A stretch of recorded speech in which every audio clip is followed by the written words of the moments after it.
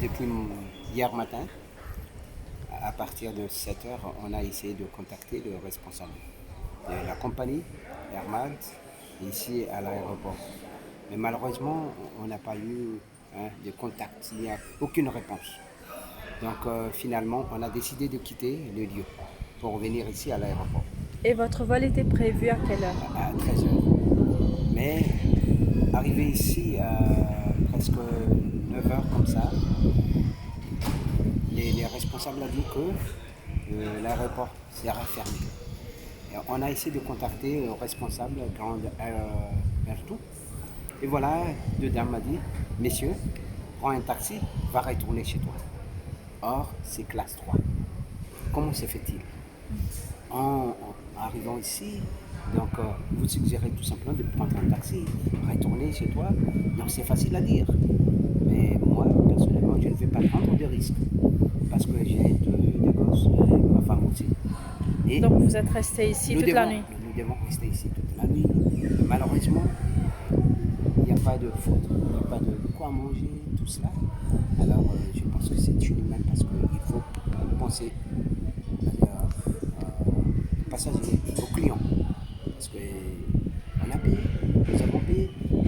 Malheureusement, c'est le cas. Toiletry bags, plus the water and a sandwich. That is what we got from the airport company or Air Mauritius or whoever they were. It's a very bad experience for It's a you. very, very bad experience for us. Seeing that this is our 8th time in Mauritius, we are very disappointed. And we just feel that passengers could have been informed. We could have made arrangements with our accommodation to stay another night if we didn't check out.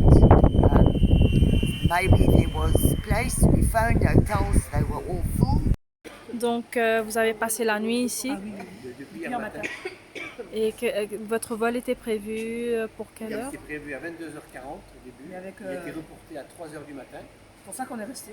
C'est pour ça qu'on est resté. Et encore après, un il est annulé. Et depuis, Et depuis, silence complet, rien ne se passe, on ne sait même rien. Et Si par contre on sait que si on laisse les bagages, c'est pas bien. Ils seront, ça, tous les quarts d'heure, on nous rappelle que les bagages, il ne faut pas les laisser. Et comment vous avez passé la nuit? ben là on a fait des lits. Couché par terre, voilà. Et vous paraissez en colère. Très en colère. Parce qu'on était carrément abandonnés, oubliés. Air Mauritius, le service clientèle, ils sont partis. Et dit c'est force majeure. Force majeure, et ils sont partis. Pas de proposition d'hôtel, pas de navette, rien, rien. Un an et un bébé, est-ce qu'on peut avoir une pièce où on peut reposer? Non. Et comme c'est force majeure, la compagnie ne prend pas en compte.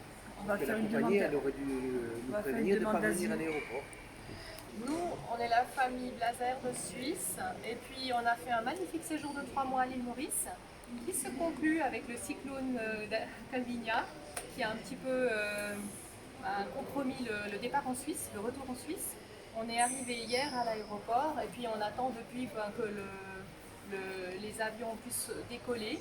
On est simplement un petit peu tenu en laisse par Emirates qui nous a annoncé déjà plusieurs fois des vols. Alors on fait un petit peu les allers-retours. Cette nuit, on a dormi, pour tout dire. On n'est pas brave comme la plupart des gens ici qui sont restés.